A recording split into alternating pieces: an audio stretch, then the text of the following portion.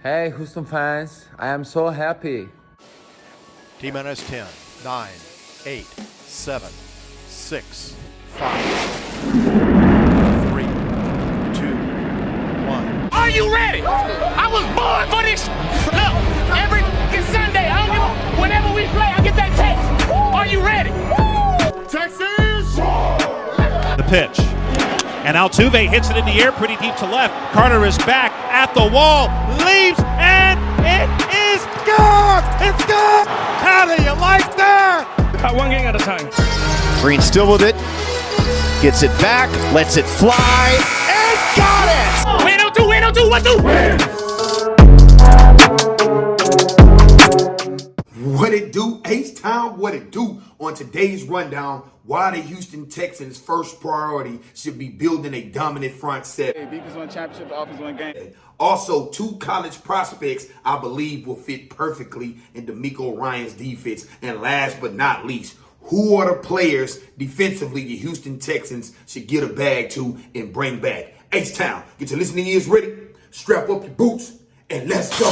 What it do, H-Town, what it do? And welcome back. You could have been anywhere in the world, but you chose to spend a few minutes with your dreadhead host here on Everything H-Town Sports Debate Show. And like always, please don't forget to like, subscribe, comment, share. I appreciate you guys. I love when you guys leave the comments. I read every single one. I love it, man. Some of them be hilarious. Some of them be outrageous. Some of them be great, and they make me think and sit back and like, man, that was a good one. So please don't forget to leave your comments. Holler at your boy. Let me know how you feel this offseason. Free agency starts in March, so man, it's not too far around the corner, man. We right here at February 10th, man. And don't forget to give your boy a birthday shout out February 15th, 5 days away, baby. Your boy B-Day is coming up. Happy birthday to you. Happy birthday to you. But yeah, on to the first topic. Man, the Houston Texans, I believe their first priority should be building a dominant front seven. And let me explain. The glory days of the Houston Texans, man, the J.J. Watts, the Brian Cushion, the Jadeveon Clowney, the glory days with Matt Schaub, who carried this team? A lot of times it was the defensive front seven. It was our linebacker core. It was our defensive line. It was when we had a DJ Reader, when we had a Jadeveon Clowney, when we had a J.J. Watt, when we had a Brian Cushion. Like a lot of times we had like quarterbacks that wasn't C.J. Stroud. We had Matt Schaub, T.J. Yates. Yeah, a lot of quarterbacks that was not real NFL starting caliber top 5 quarterbacks like C.J. Stroud is. And we managed to get a lot of places. We managed to win playoff games. We managed to win 12 games. We managed to have great seasons without a true dominant, a true leader, a true top 5 quarterback. And now that we have that, I believe the focus on this squad should be creating a dominant front seven, man. And we already have a couple of pieces in place as far as Christian Harris, Blake Cashman, I believe. We should re-sign him, but if he's asking for too much money, his injury concern, But I like what Blake Cashman can do in this DeMeco Ryans system. I believe he should come back. He shouldn't get too greedy, man, because you have had injury concerns. But I love what Blake Cashman looks like in this system. And him and Christian Harris, that is a lot of speed. And I believe we can add a lot more potent pieces via the NFL free agency and via NFL draft. So I love what this team could do, and having a dominant defense, we seen it, because to me, Baltimore offense didn't beat us. Baltimore defense beat us in the divisional round. And like I stated earlier, the Houston Texans, when they had dominant defenses, a lot of times it carried us. But we didn't even manage to have a run game. I know the run game is important. We need to add someone to this running back core, a 3-down back, somebody who can help change the game. Where CJ Stroud does not need to always be the man and put the team on his back. And also, like I said, Baltimore beat us. No Tank Dell, so all they could double cover Nico Collins. Like, we had no run game, so they didn't have to focus on anybody but C.J. Stroud and stopping him from being the man. But I still think, just like Kyle Shanahan in San Francisco, he always has a dominant defense, a top defense. He always have a hell of a defensive coordinator. They have a lot of first-round draft picks on that defensive line, and plus their linebackers, man, those are some dogs. They sideline to sideline. They good in coverage. That front seven helps the San Francisco 49ers. When you have a Mr. Irrelevant quarterback and seventh-round draft pick like Brock Purdy in his first year out there doing his thing, helping this explosive offense along with this dominant defense. So I believe the Houston Texans should kind of focus on making this defensive front seven a little more explosive, a little more get after the quarterback, a little more physical, a little more I'm not playing with you, we coming after you, we going to fly with our hair on fire. I love with Derek Stingley. That's going to be our Darrelle Revis type guy. That's going to be Stingley Island over there. So Stingley is coming along. Long as he can stay healthy as well, we should be good right there. Steven Nelson just depends on the bag that he wants if they bring him back. But I believe we should go younger there as well and bring in someone who can help complement Derek Stingley Jr.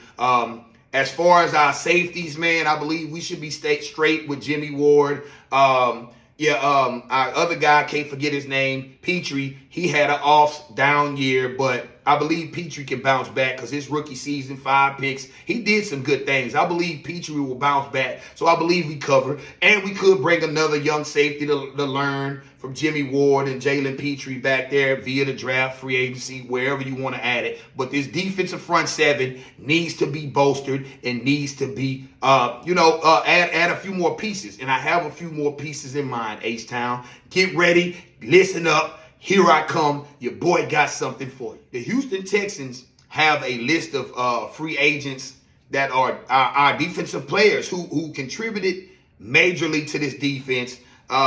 We have a couple edge rushers that are free agents. We have linebackers that are free agents. We have defensive tackles, defensive ends. We have people who contributed heavily and majorly to this team that are free agents.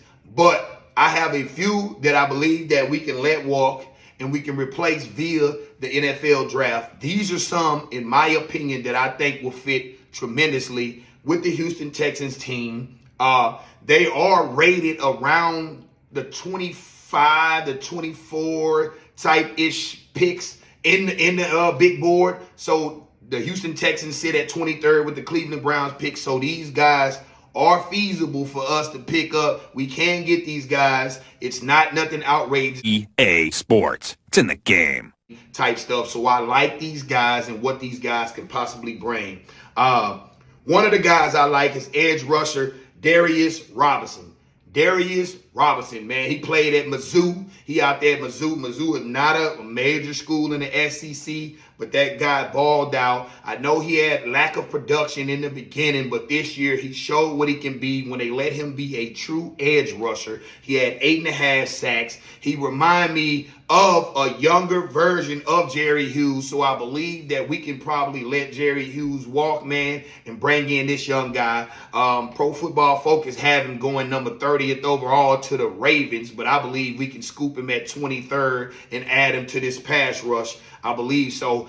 I'm not saying he's going to replace Jonathan Gennard because I believe we should re-sign Jonathan Gennard and bring this young guy in and have him on pass rushing situations like we did with Jerry Hughes and let this dude develop along with Will Anderson Jr. and Jonathan Gennard. So I believe he would be a nice piece if we let Jerry Hughes walk. Also, we have Derek Barnett. We have Derek Barnett, that's a free agent, the guy that we picked up from the Philadelphia Eagles via the waiver wire. I want to bring him back. That guy did some good things. I definitely hope the Houston Texans and Nick Caserio can figure out something with that guy and bring that guy back. He was a nice piece down the stretch for the Houston Texans defense. So DeMeco Ryans' tutelage on these guys, that guy was effective. And he also was a first-round pick. He just couldn't get it together with the Philadelphia Eagles, but I like what he brought to the Houston Texans, so I believe we should resign him as well. But another guy what we need. I mean, Sheldon Rankins, he's another free agent. I don't know, man. We gave him $10 million this season. I don't know if he's going to want a bigger bag, but I have a guy from the University of Texas right here in our home state that I believe would be DJ Reader 2.0, and I don't want to mess up his name, but I think it's Tavondre Sweat. Tavondre, that is a massive, strong human being, and that guy can stop the run. He could be a decent pass rusher to help. He's definitely going to push the pocket. He's going to push maybe 2 or 3 guys back to the quarterback. He can help in the run game with what DeMeco Ryans like. That guy can free up so many pass rushers as far as Will Anderson, and if we bring back Jonathan Gennard, whoever that we have on this team, this dude, he's not going to get a lot of credit. He's not going to get a lot of stats, but this guy is going to be very valuable like DJ Reader was to J.J. Watt and those guys out there. He's going to be valuable. He's a massive human being, and that dude is super strong. I believe the Houston Texans can get him at the 23rd pick as well, maybe second round. I don't know if he's going to last that long because somebody's going to fall in love with the guy. The guy's a physical freak and a beast for a big dude. He's a massive human being. So I like this kid. I like this kid from UT. His name is Tavondre Sweat. Tavondre Sweat. I hope I'm saying it right, but Tavondre Sweat, I like what this kid can bring. I mean, and he got some get up. He has some nice pass rushing moves as well, man, coming from the defensive tackle position. So I believe DeMeco Ryans can utilize this guy well, and he would add some value to the Houston Texans team. So Nick Caserio, if you're listening, man, take a look at Darius Robinson, who's a senior, as well as Tavondre Sweat, man. Those 2 guys can add some value to this team.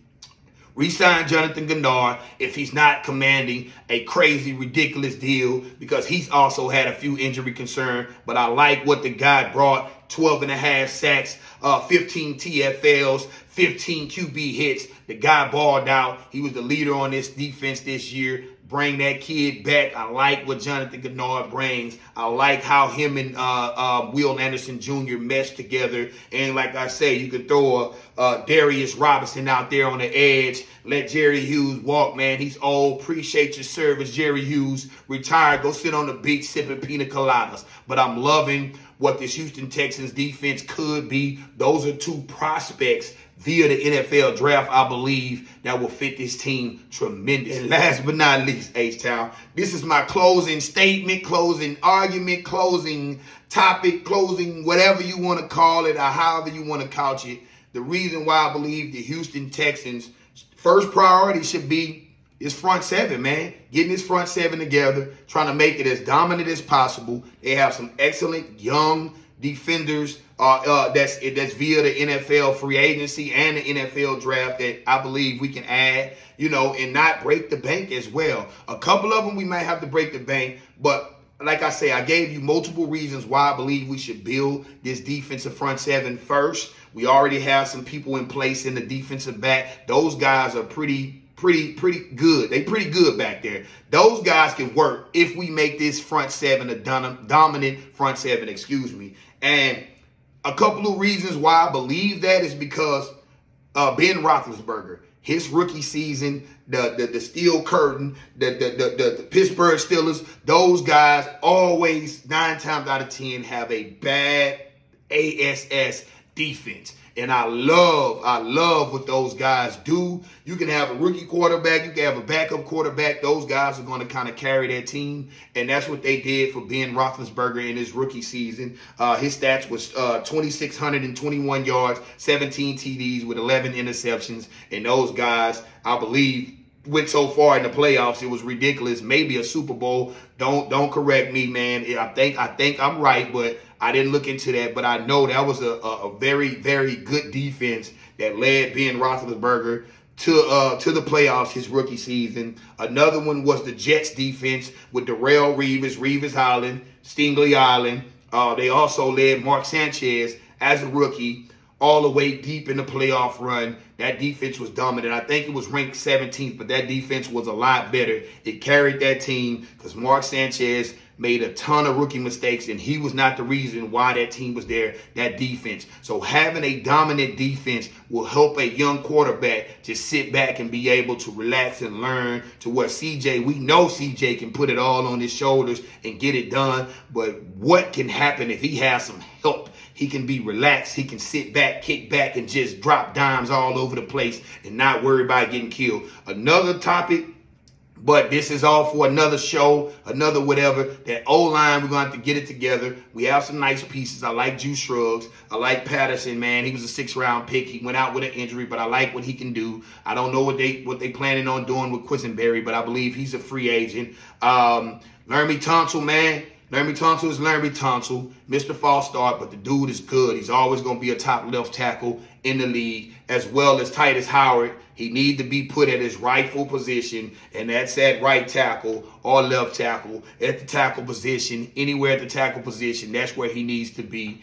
But he's not a left guard at all. So that experiment, please stop. From Bill O'Brien all the way to this regime, please stop with the Titus Howard left guard. I don't know what's going to happen with Kenyon Green. That was a kind of a waste of a draft pick. He was a top 15 pick. Oh, my God. We passed up on so many people. Kyle Hamilton is out there balling with the Baltimore Ravens. That could have been a guy we could have scooped up with that pick. But I don't know. Like I said, the front seven should be the Houston Texans' priority. I believe Nick Caserio is going to get it done. We can make this defense more dominant because we have a hell of a first-place schedule. We playing some hell of a first-place teams. Our schedule is going to be a daunting task, man. It's going to be a beast of a schedule. So we're going to have to be ready to fight and ready to punch and throw blows and come back. And it's not going to always be on the offense. The defense is going to have to win us some games as well with this type of schedule, H-Town. So I appreciate y'all guys checking your boy out. I tried to give you a little bit the reasons why I believe this team should prioritize, and Nick Caserio should prioritize the front seven right now and help us out. I know we can add some pieces via the free agency and the draft offensively, mainly a running back and another receiver, another weapon, another gadget player, weapon, whatever that can help Bobby Slowick on this offense. But primarily, we should be focusing on the front seven, H-Town, in my opinion. You guys let me know what you think. You guys let me know where you think we should go, what we should prioritize via free agency and draft. Let your boy know. I will respond. It's been real. I'm the Dreadhead host. I'm out, and peace. Texas!